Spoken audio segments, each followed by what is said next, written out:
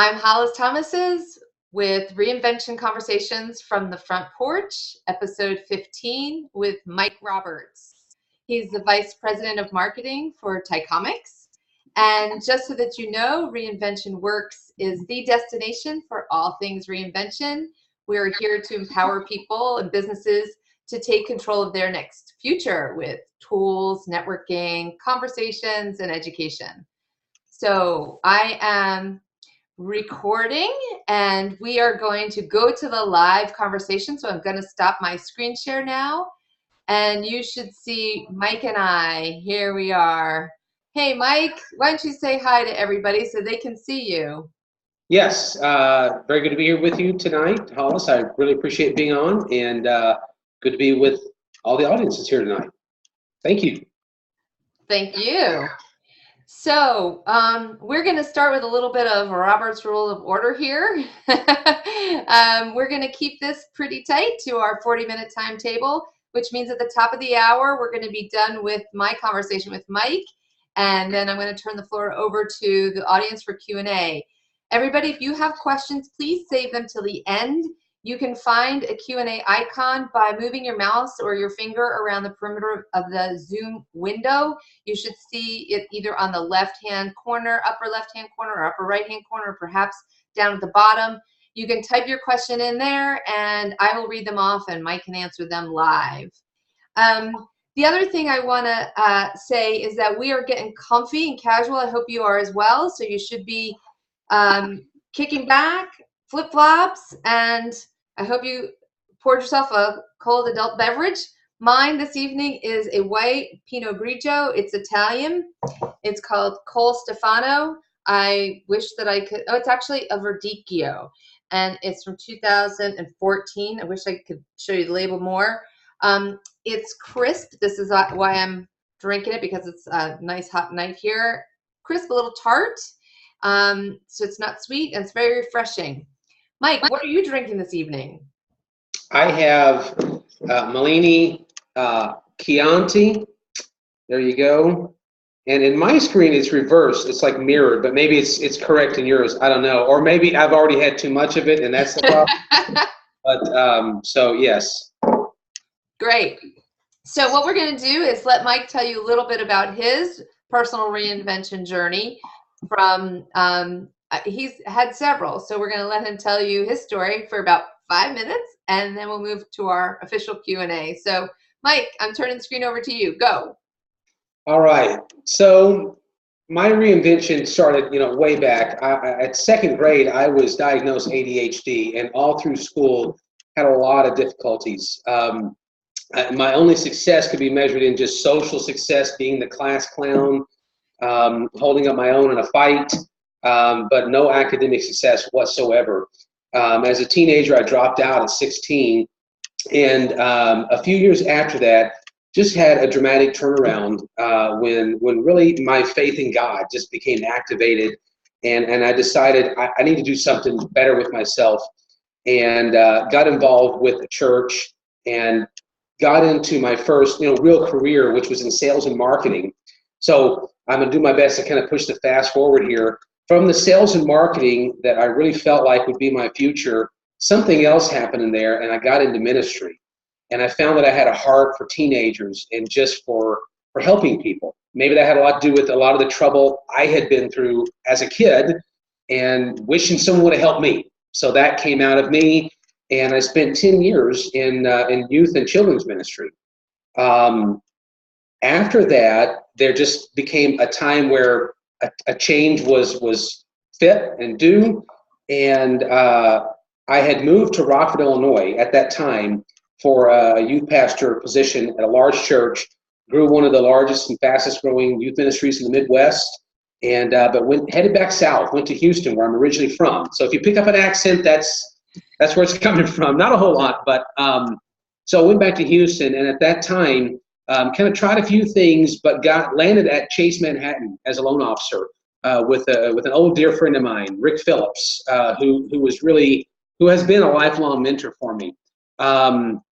From there, I transferred back to Rockford at one point with Chase, and this was during the refinance craze, early 2000s.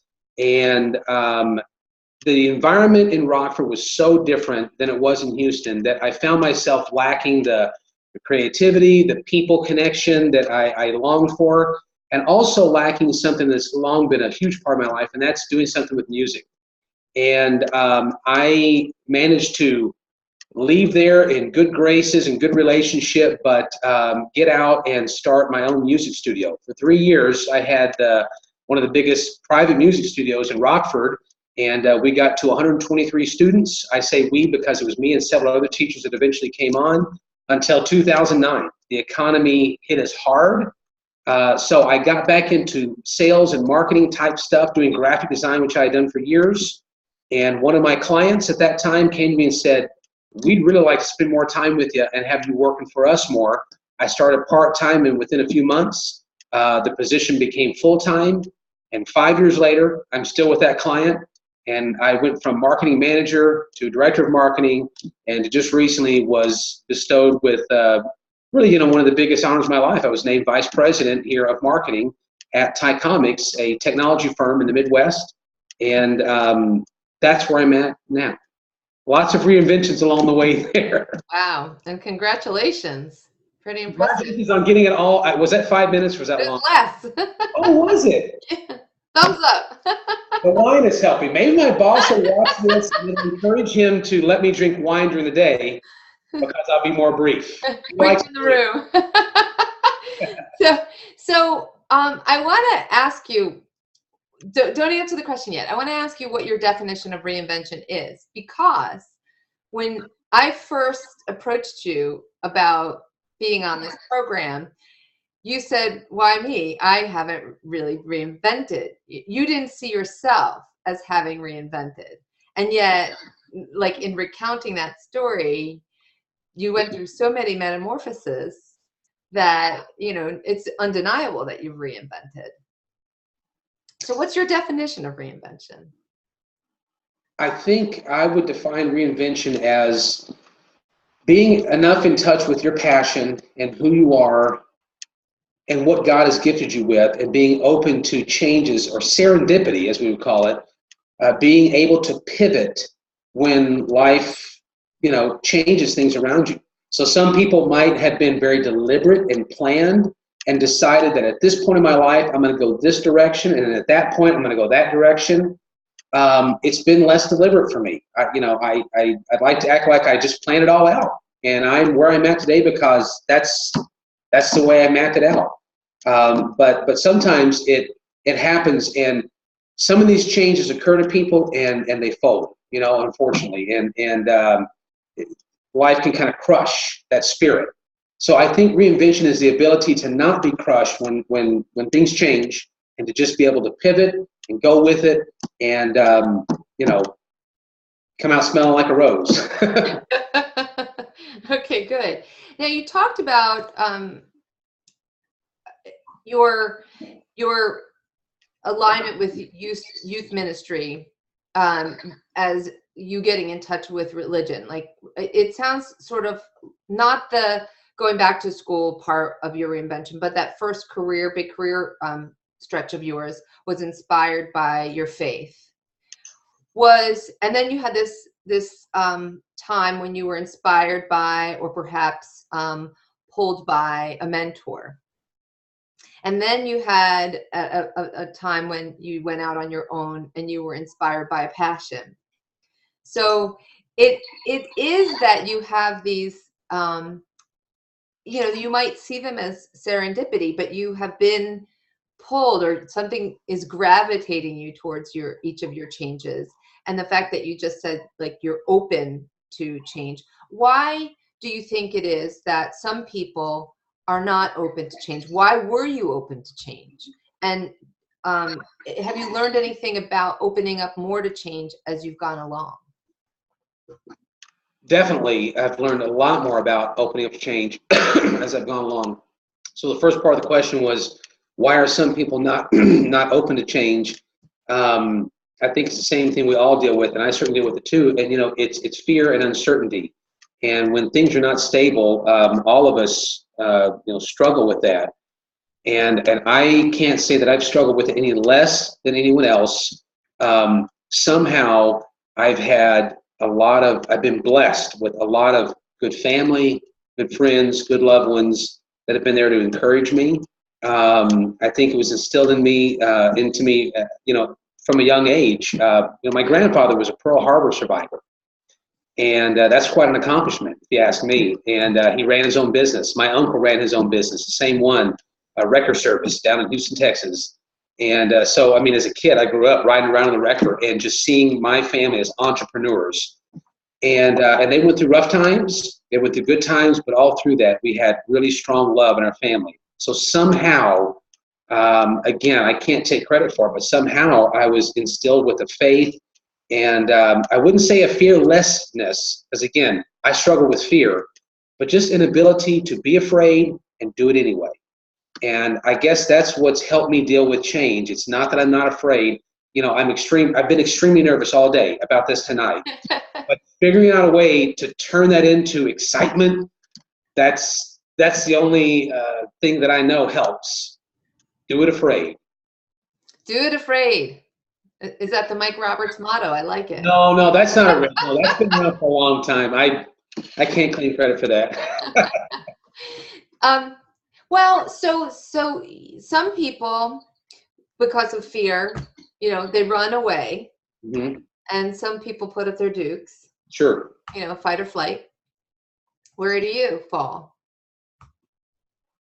Oh, that's a great question. Do I fight or do I flight? I would probably lean more toward the flight side in interpersonal circumstances. Interpersonally, loving people, being loved by people, liking others, being liked by them, it's a very big part of me. Sometimes to a fault. Sometimes I'm too worried. I shouldn't say sometimes. I should be honest. Oftentimes, I'm way too worried about what others think of me and being liked. Okay, so I would tend to more toward the flight. But I can, with honesty, I can say that when it comes to something that I want, something that I believe I can do, especially if someone's told me you can't do that.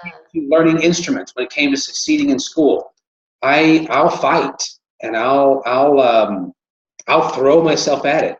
Like I said, I dropped out of school. I mean, I flunked I don't even know how I got to 10th grade, and I didn't finish 10th grade. But like I said, I don't even know how I got that far.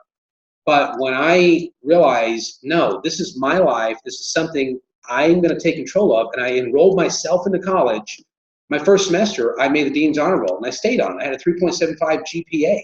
And that's from coming from, like I said, a kid who was in special ed.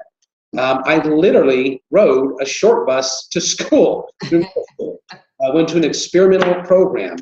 Debbie Maselli in Houston, Texas was one of those key inspirations of my life. She was a teacher that took on this experimental behavioral improvement course. So I had to ride the short bus there. So a good friend of mine once told me, you should write a book and call it The Short Bus to the Top. Yeah.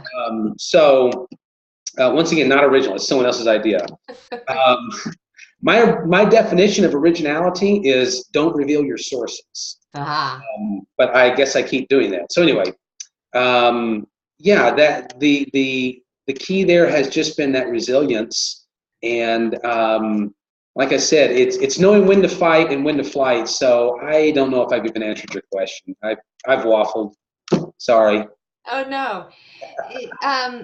So you said earlier about approaching stuff with fear, and yet you have this grit when someone says no, you can't.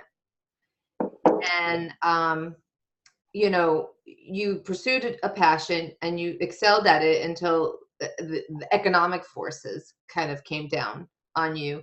And you had told me a little story about how, or during the midst of all that, how you decided to leave your profession and pursue this passion. And so since so many people do want to reinvent in pursuit of passion, can you talk a little bit about that story, about your pursuit of that? Yeah, and are you talking about going from loan officer to music studio coach? Or okay. So yeah, things were drying up big time. The refinance craze was really coming down, slowing down. And besides that, I just wasn't happy at all. And it was becoming a struggle to do the job. Was doing well financially with it, but yeah, it was just not happening for me, in here and in here. And so I picked up a book called Hot Hits and Cheap Demos by a gal named Nadine Condon. She was kind of like a beginning manager type figure and mentor for Jefferson Starship, Smash Mouth. And the book talked about not quitting too soon, not giving up on your dream, and finding little steps to take toward it. And at that time, music was really calling to me. I need to do something with music. And it inspired me. And I thought, I'm going to write her an email and just thank her. I wrote her an email. She responds. And I was blown away. And again, I'll make a long story short. We began to communicate. I ended up getting some coaching sessions from her about just what do I do with music. I know 4 instruments. I've done it all my life. I was a winner of a competition in Houston. I was the Houston finalist for Guitar Center's competition back in '01, and was a regional finalist. And anyway, so her advice to me, she said, find a way to make music fit your life rather than your life fit music. So she was saying, don't be like these people that just goes, well, that's it. I'm just leaving everything behind and leaving my family, leaving my kids, and I'm going to go chase this crazy musical dream. She said, find a way to make it fit who you are and what you're doing right now. And I realized, I would really enjoy teaching students because that combines my love for particularly for teenagers and young people and music. And I would enjoy that. And I'd have free time to play music and do other musical pursuits. And so that's kind of how that started. And before I knew it, I was up personally to 50 students. And it took me about 6 months to get there. At the time, I also took a part-time job at a local music store and was just kind of doing anything I could to fill in the gaps and make extra income.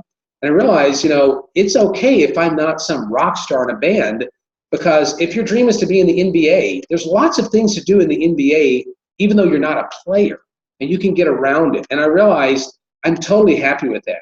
And so before long, my hours are about 2 o'clock to 8 o'clock, teaching students, playing music. If I wanted to, I could sleep in. I also had my evenings.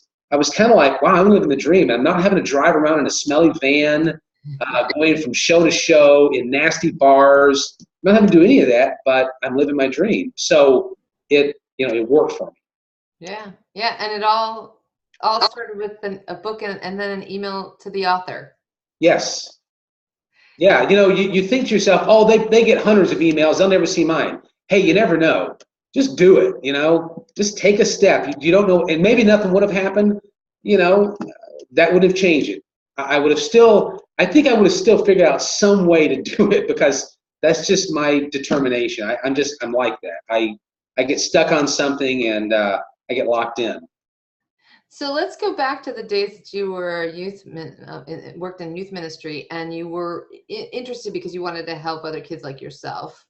And I imagine, and you've talked now about teaching music to young people. So obviously you like coaching and nurturing and teaching.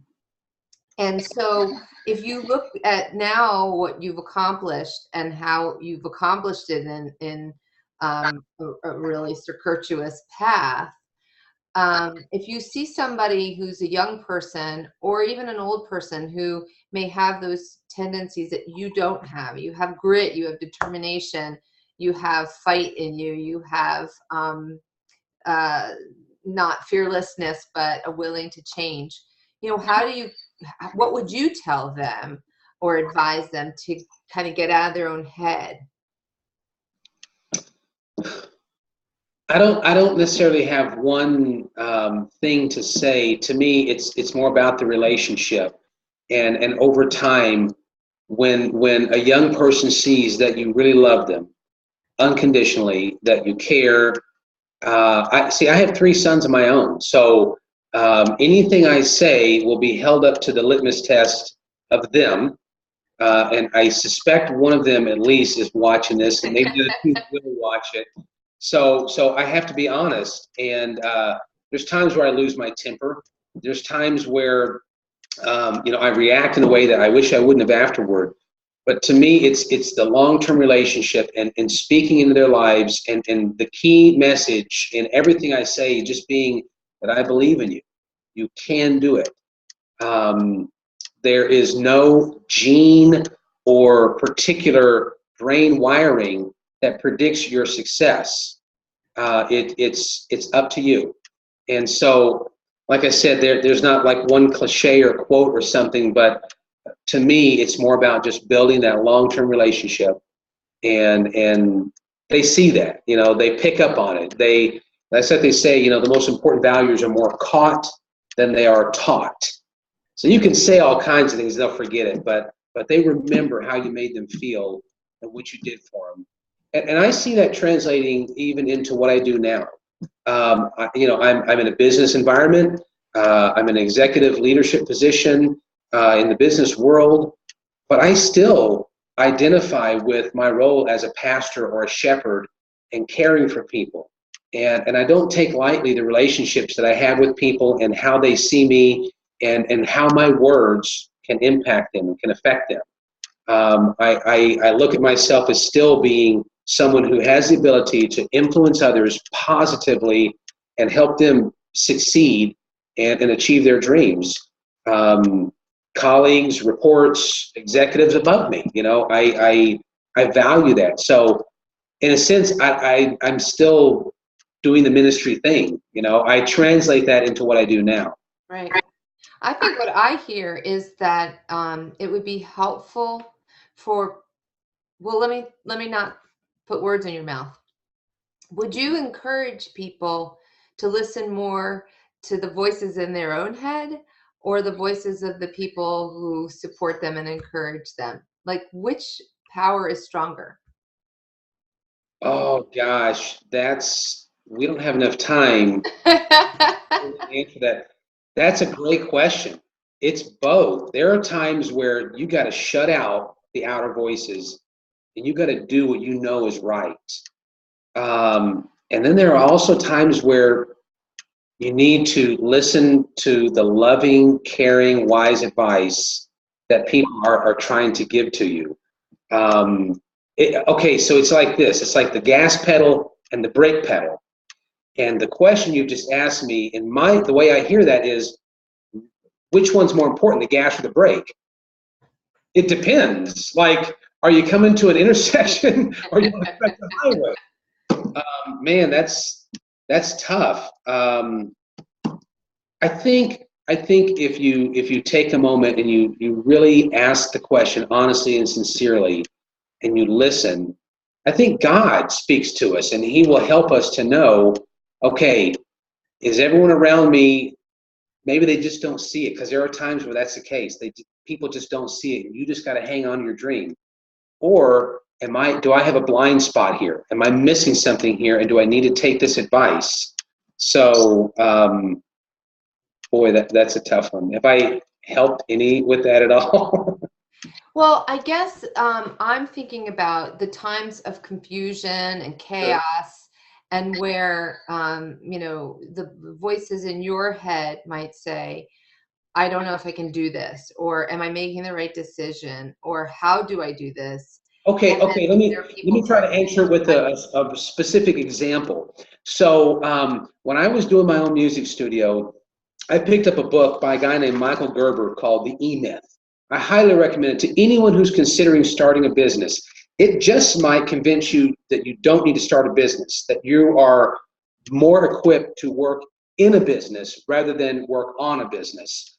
But it helped me to see that there are things I need to get better at. There are things I need to shore up on. And it was an example of an outside voice letting me know somewhere that was a blind spot for me. And it really helped me. But what it didn't do is it didn't take away my passion to pursue what I knew was most important to me.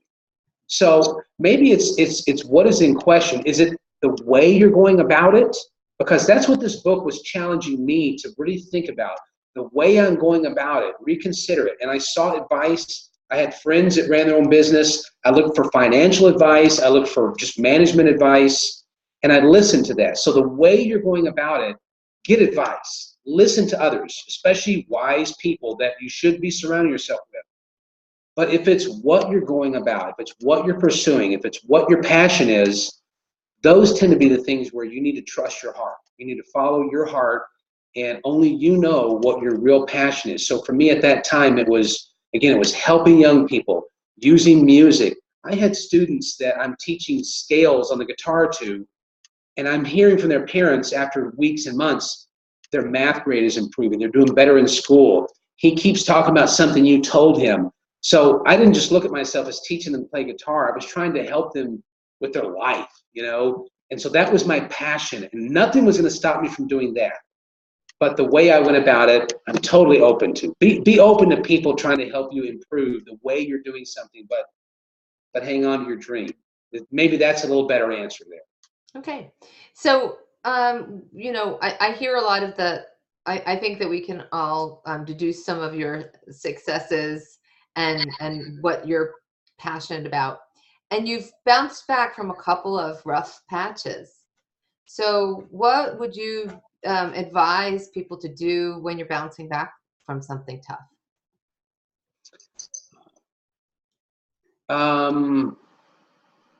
My own advice would be, don't do what I tend to be inclined to do, which is beat myself up and call myself names and talk down to myself in ways that I would never speak to another human being.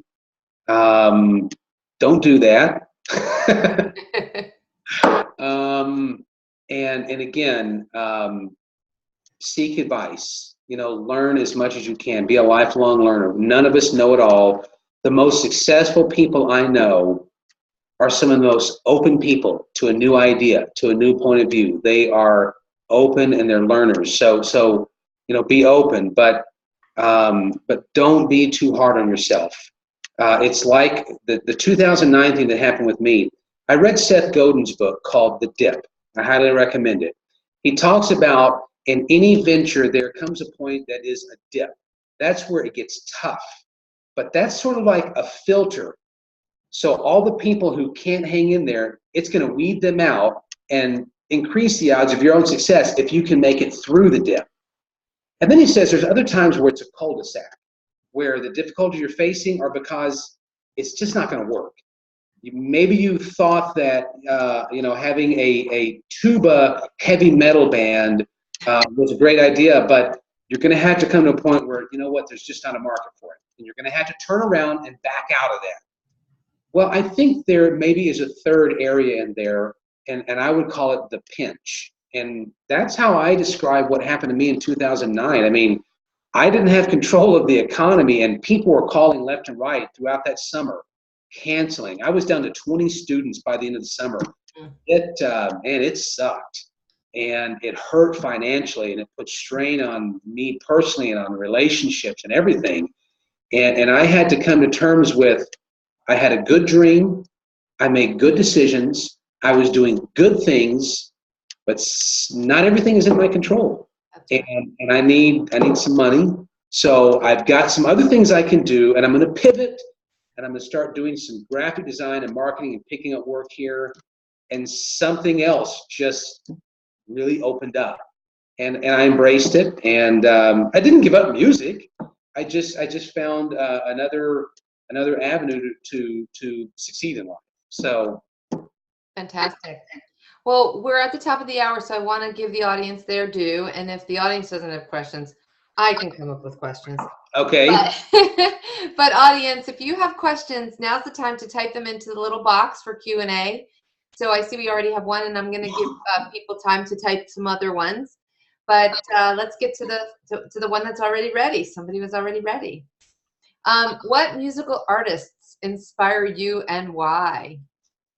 Oh, man. I am not into any one genre. I'm not even into any one instrument. I forgot I had this, but when we were in South Dakota, I bought this Indian flute. And I've been teaching myself little stuff on this. So I'm not reserved to... Oh, you have to play us a note. No, it's not up to that point yet. I'm going to spare you.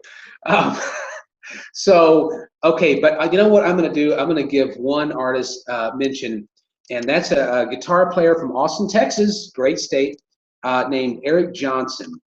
And probably, he wasn't the first one to have inspired me. He wasn't...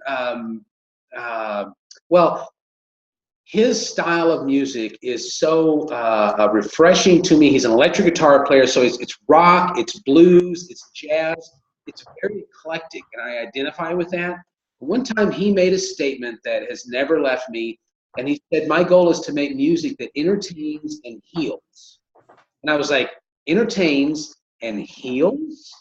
It just stood out to me. He wants to write music that speaks to people and that affects them. And I was like, that's so great. Not that I don't like, other music that's just sheer, entertainment, but it impacted me so much. And I thought, you can't go wrong with it. You can't fail at that. If you are just reaching out to entertain and heal, if you don't sell 1 million records, but you healed someone, and there's some of his songs that I've listened to, and it's settled me down. It's brought peace to my mind. It's a lot of it's instrumental, and it's just great stuff. So there you go. Well, thank you. Okay. Do you have a new dream or goal that you were looking to achieve in your latest reinvention? And do you think that your tendencies as someone who is diagnosed with ADHD as a child makes you better suited mentally to handle these reinventions, which is a fact of life in the new world economy? I think so. Being ADHD, I read a book years ago called "You Mean I'm Not Lazy, Stupid, or Crazy." I don't remember the author's names, but it's called "You Mean I'm Not Lazy, Stupid, or Crazy." And through that, I realized that ADHD is not something you grow out of, but there are strengths and there are characteristics it gives you that can give you an advantage. Your focus lock that you get, your creativity, your spontaneity, your openness to change. All those things, I would definitely attribute it to ADHD. And then the first part of the question was, I don't remember it word for word, but something along the lines of, like, what direction are you going in? How did Yeah. Can you repeat that first part? Because that was important. I don't have it anymore, but it says, Okay. oh, hold on. I can get it.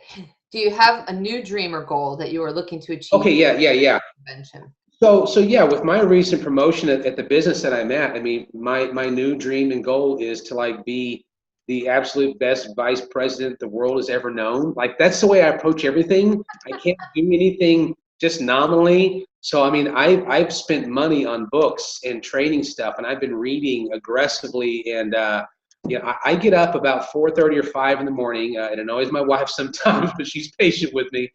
I get up and I read and I write in my journal, and I spend a few hours before every single day, even Saturdays and Sundays. I have that early morning time, and I'm aggressively pursuing being the very, very best that I can be at that.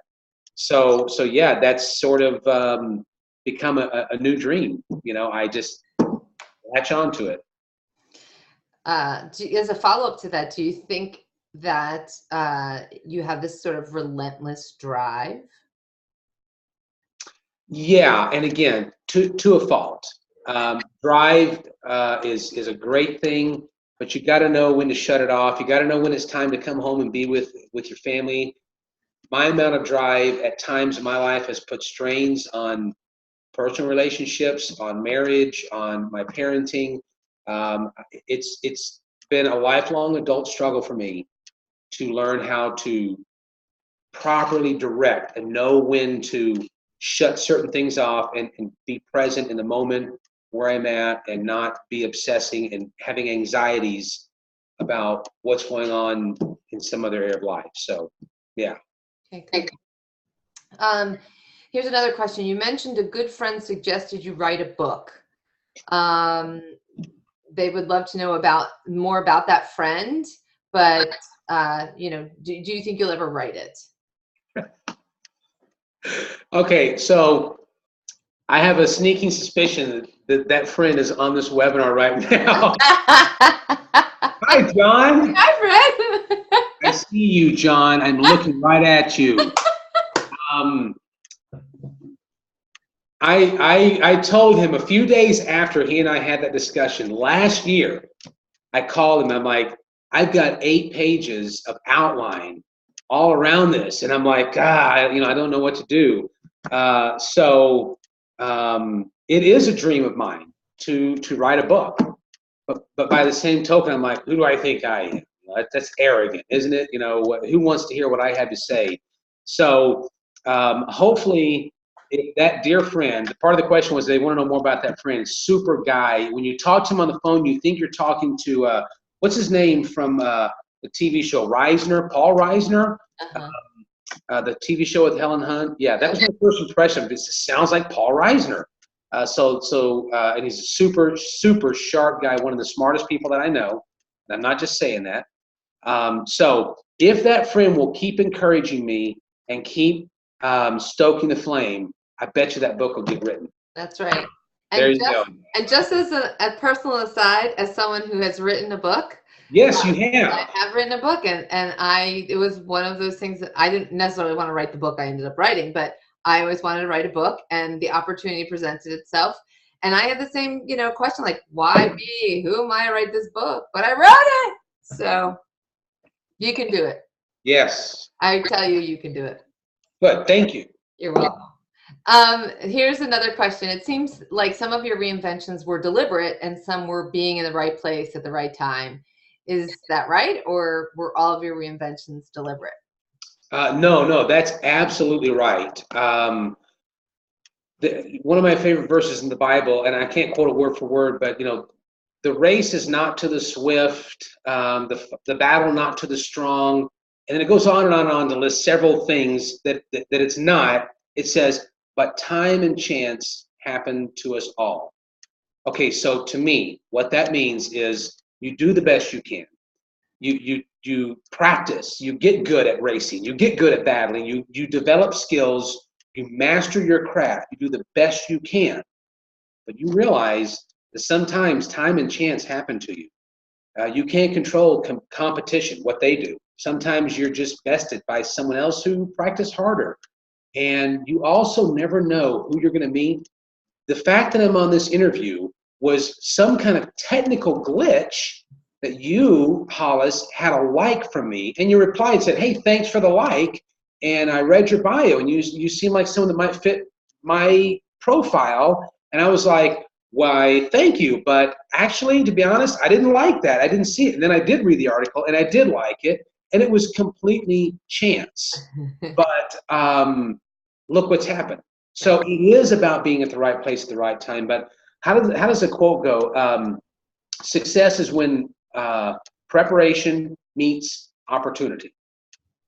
So it's both. It's not one or the other. It's a little of both. At least that's been my experience with it. But the converse of that is that opportunity could have presented itself, and it could have been something that you just turned a blind eye to or walked away from. And I've done that too. A few years ago, while I was doing a music studio, I got about 50,000 words into a book that my wife, I shouldn't have even brought this up because she writes about that. You need to finish that book.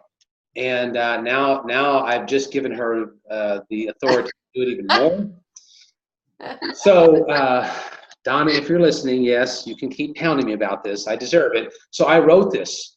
And I went and printed it out at Kinko's. I brought it back, and it was like this thick, and I froze in terror because stuff was all over the place. When you write a first draft, pardon my French, but it was not me, but Ernest Hemingway who said all first drafts are shit. Well, I struggle with that. I couldn't stand looking at that. It was not perfect. It was not just right. I didn't know what to do with it. And I'm just telling you right now, being honest, that book is still. I still have it. It's still in the original condition I left it when I took that Kinko's box and I closed it, and I didn't know what to do with it.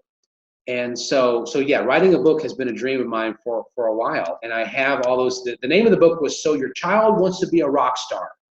And it was the things that I always shared with parents when they first brought their students into my studio. And I had students. I didn't just have them for a couple months. That was it. I'd have students for like a couple years. I kept them for a long time because the parents, as much as a student, enjoyed what they were getting out of the lessons. Because again, I didn't just teach music. I was always trying to instill in them bigger things. Right. And so I put this book together. All it needs me to sit down, edit it, move some things around. I've got all the puzzle pieces. They're just in a pile. But the pile terrifies me. I'm just being honest with you. So someone write me an encouraging email, help me out. I don't know what. So I'm gonna have to Thank stop you. you Cut there me off, please. because yes, we are up against our clock. But if your friend John is listening, John, he's already written the book. It's just not the same book. So talk to him about finishing this book, and then you'll have it. And then There I you want a go. copy, so with a signature and autograph. So everybody, if you have more questions for Mike that we didn't get a chance to answer, please feel free to send them in. You can send them to webcasts@reinventionworks.com. And I'm going to go back to the screen share right now so that I can wrap this up. Not that it hasn't been wonderful. So here's how you can get a hold of Mike, everybody. He asked you to email him, but he didn't give his email. So you can tweet him. Oh, yes. His handle is @Mike E. Roberts on Twitter, or you can contact him through LinkedIn. Again, Mike E. Roberts on LinkedIn. So that's how you can get a hold of him to encourage him to do this book or anything else you want to ask him. I ask everybody else to come to future webcasts with us. They're every Wednesday night, same time, which is 8:30 p.m. Eastern Time, 7:30 p.m. for you folks in Central Time. If you are on Twitter, our handle is Reinvention Work. That is singular because we otherwise exceed the 16-character limit for Twitter. I'm always interested in sponsors for this webcast. So if you know anybody or any business that might be interested in sponsoring this program that's all about career reinvention and change and encouragement, inspiration, and education, we welcome you. Next week is our very first tweet chat, and we're going to be tweeting about the topic of taking the leap through a gap, i.e. going from one incarnation to something completely different. How do you do that? How do you know what to do? How do you apply skills, or what do you have to learn? So please join us. Our handle there is #ReinventionWorks, just like you see at the bottom of the screen. So I hope somebody from this webcast joins us. I hope you all do, but I know some of you are friends or family of Mike's. And Mike, I want to thank you so much for being a guest and for being so forthcoming with all of your answers, including all those tough ones that I posed to you. Everybody, that's a wrap for tonight. I'm going to end the program by stopping the screen share and the recording, and I hope you have a wonderful evening. Take care, y'all.